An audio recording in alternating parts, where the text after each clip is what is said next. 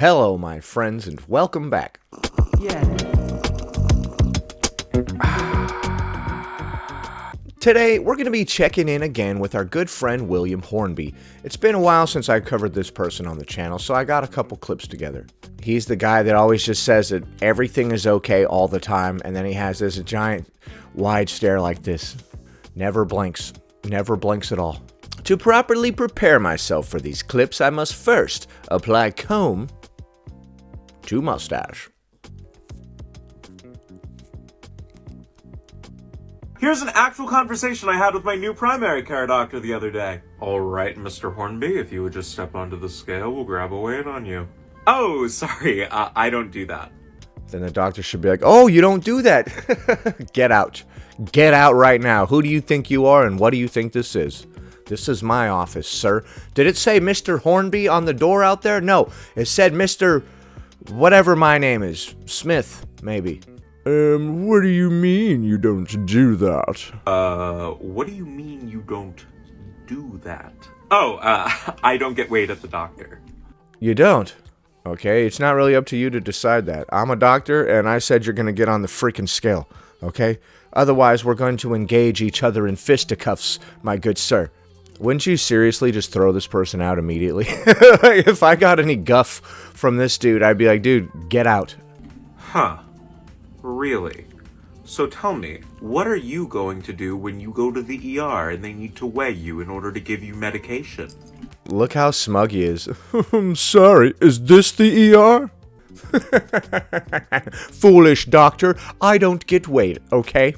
I hope doctors in real life have very little patience for any of this. I wouldn't. I didn't go frickin' 8 years to medical school to put up with your shenanigans, dude. Sorry, is this the ER? No. And I was under the impression that this was just a checkup. I was under the impression that I'm a doctor, and you're just a patient of mine, and you're gonna do what I tell you to do. If I say get on the scale, you're gonna get on the scale, or you can leave right through the door you came in from. Are you planning on prescribing me something today? Maybe. The night is still young. Let's see where this thing goes. No. Oh, look at the look on the doctor's face. That's the look of defeat. Oh, you showed that, doctor. Did you see the look on his face? Oh, man. Also played by you. Let's pay attention to the number of times that he blinks throughout this whole thing. See, I thought so. See, I thought so. All right, get out. Okay, get out of my office. Get out right now. Who do you think you are? Get out.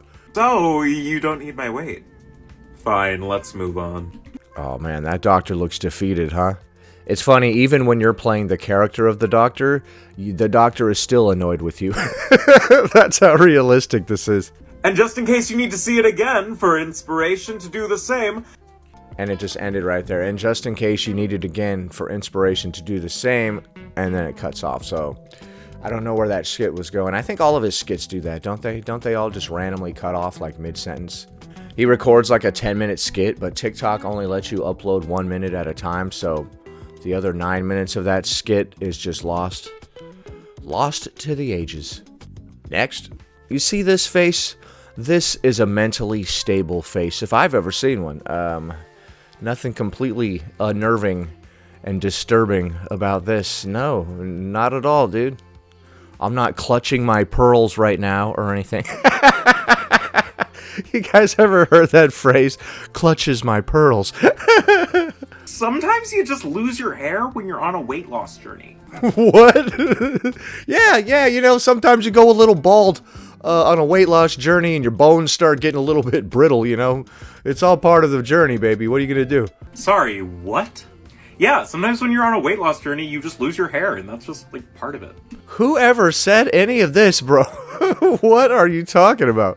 Yeah, you know, sometimes during a weight loss journey, your toenails start to fall off. You know, it's just part of the process, baby. Believe in the process and just go with it. I lost like 10 pounds a couple months back. Went blind for about a week. You know, these things happen. But seriously, though, what? Whoever said this, like, yeah, you know, sometimes you lose hair when you're losing weight. Like, what? I don't know, man. That sounds really dangerous. Like you're going down a very dangerous path, my friend. I hate to break this to you, but that is not just a part of it. Alright, for once I'm going to have to agree with Hornby here. Yeah, if your hair starts falling out, you might be doing it wrong, dude. You might be going a little too hardcore. That is a sign that your body's not getting enough food to function.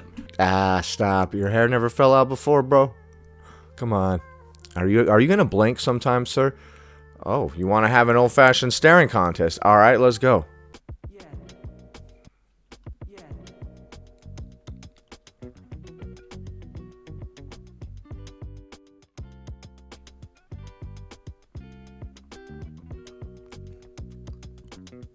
All right, you win, man. I can't do this anymore. Come again? The heck, the way he said "come again" was weird. Growing hair is a bodily function. It takes energy, okay? Why are you so upbeat? It takes energy. It takes calories from food. Now this is acting. This is some next level acting, fam. Okay, and... Yo, is he always wearing a robe, dog? Is that what's going on here? I think my boy is wearing various shades of robes. When your body isn't getting enough energy, it starts to shut down less essential functions like hair growth and nail growth. Oh, so your nails will fall out, like I said, maybe. Or they'll just stop growing. And that's not a sign that you're eating healthy or losing weight for health. Oh, God. Oh, God. Yes, oh, God, indeed, bro. My hair is falling out. My nails stopped growing. My wife left me. The kids hate me. What are we going to do?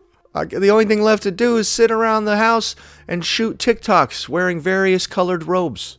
Yeah, so if you're eating so little... Or is this a hoodie? This could also be a hoodie, but I swear this dude wears robes a lot. He has like 10 different colored robes. ...that you're losing your hair, you need to be eating more food. Hair fallout, so eat more food?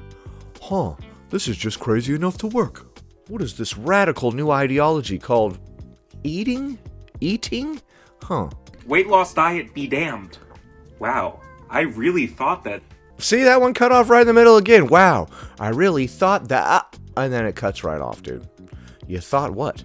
You thought it was good to lose your hair when you're losing weight? Hair doesn't weigh that much, so it's not really taking that many pounds off the scale. You're like, man, I'm way too heavy. I gotta shave off all this hair, dog. It's weighing me down, homie. Next. Would you ever take a recommended prescription that only has a 2 to 5% success rate? What do you measure as a success rate, really? Prescriptions, I don't think they measure them that way, you know? Are you about to say that 98% of diets all fail, and therefore don't try them? This is not the same at all, right? 100% of people that stick to a healthy diet lose weight, okay? That 95 to 98% failure rate, first of all, it's invalid, and if it was valid, it would be because 95 to 98% of people don't stick to the diet and exercise plan. But it's not a real figure anyway, okay? Let's be real about that. Way more than 2% of people succeed at losing weight. I've spoken to more than 2% of the population, and they did it. No, I seriously doubt that I've spoken to more than 2% of the population. We got a lot of people on this planet. Well, I guess it depends. Are there other recommendations that could be made with better success rates? Oh, yeah, definitely. Right, and what's the alternative? To not lose weight? We're going to have you do that instead? What's the success rate for obesity? Can you live a successful life as an obese person is another perfectly valid question that goes along with this. So he's going to say that 95 to 98% of diets fail. What's the alternative, though? To not try to diet and just keep gaining weight into morbid obesity? That's not good for you either. I wouldn't say that that has any sort of success rate either. Actually, that has a 100% success rate. 100% of people who don't try to diet and exercise won't lose weight. So that is a very good success rate, I guess. You didn't try to do anything, and you accomplished that goal of nothing. Oh yeah, definitely. Oh yeah, what's the alternative? Then no. That is a horribly low success rate. Why would anyone ever try that? Because it's one of the main recommendations that doctors give to their patients for just about any symptom of illness. Oh yeah?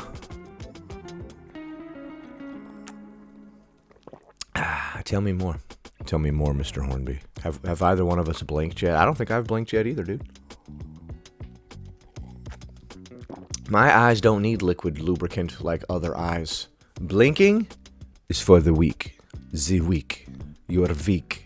That does not seem like a responsible thing to prescribe. Oh, it's not. Oh, it's not. Oh, it's not, dog. If you try to lose weight, you will fail 200% of the time, all right? You might even hurt others in your attempt somehow. So, what is it exactly? Intentional weight loss. Oh, shocker. I didn't know that's what he was going to say. Oh, man, I am shocked. I cannot believe it. Intentional weight loss, but my doctor said it was good. So what can I do now? And we're talking a blanket recommendation of, have you considered losing weight? Oh? Oh? Who are these people that you're always lecturing in these fantasies? He just fantasizes about lecturing people and making them agree with him eventually. And so he shoots these little fantasies on the daily. He's like, and here's that one time that I told that guy at McDonald's, maybe you shouldn't eat those French fries that fell on the floor. And then he reenacts that one. Here's the time I told that guy riding a bicycle, hey, buddy, maybe you should wear a helmet. And then he was like, oh? For reals? Not for play? Yeah. It's impossible for 95 to 97% of the population to lose weight intentionally. Yeah, except that that's bollocks, my friend, okay? That is a load of rubbish. Boulder Dash. Poppycock. Are you being a plonker? Oh man, plonker is a good one.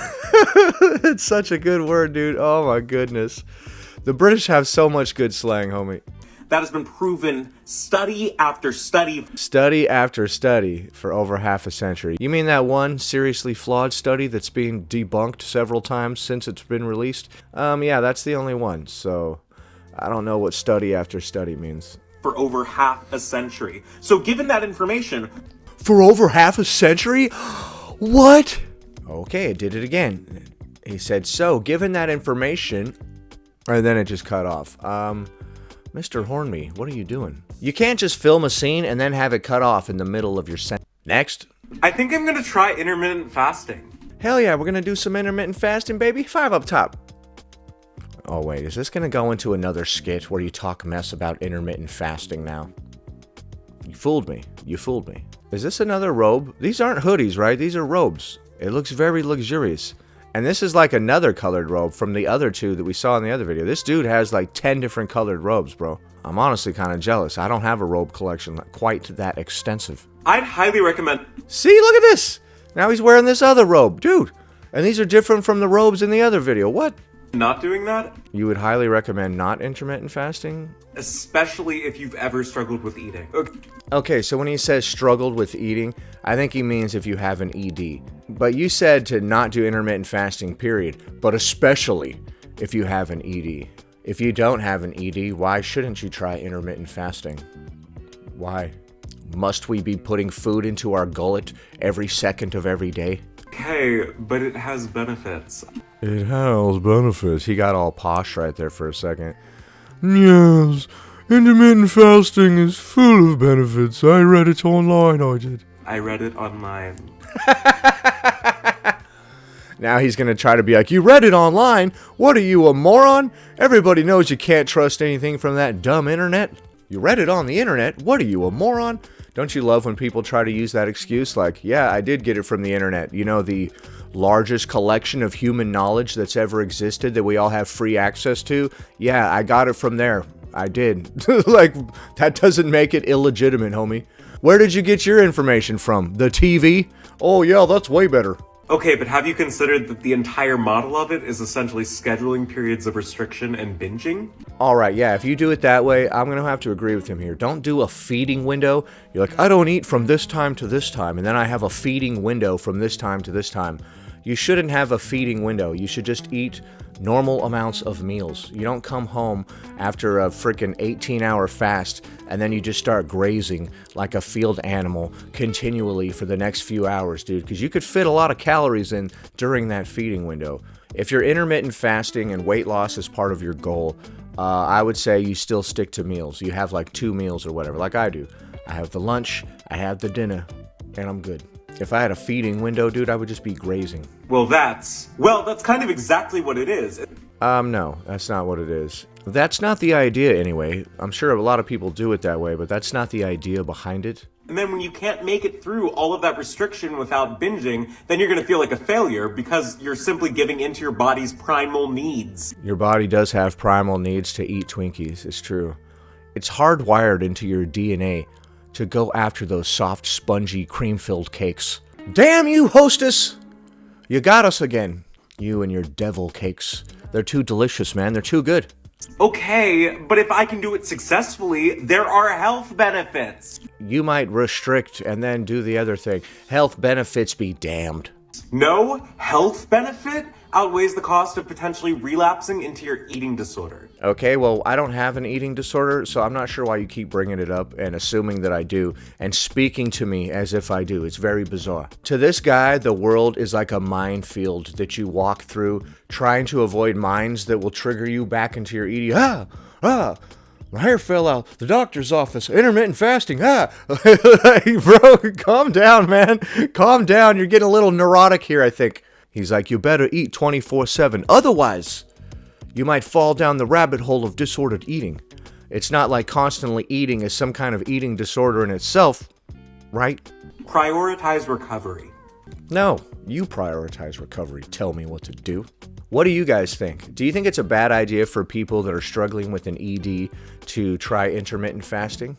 Whether it's binge ED or a restrictive ED, do you think it's a good idea? Do you guys think that it's a good idea to avoid your triggers if you're dealing with some sort of issue, whether it's an eating disorder or not? Personally, I think that the idea of avoiding your triggers all the time is a terrible way to be, because then when you finally do see the trigger, it's going to trigger you. I think the best thing to do is to confront all of your issues so much that you get over it. But that's just me, baby. I'm old school like that. If you enjoyed this video, please do me a favor and give it a big thumbs up. And do yourself a favor and click the subscribe button. Anyway, that about does it. Thanks for watching, commenting, liking, and subscribing. And I'll see you in the next one.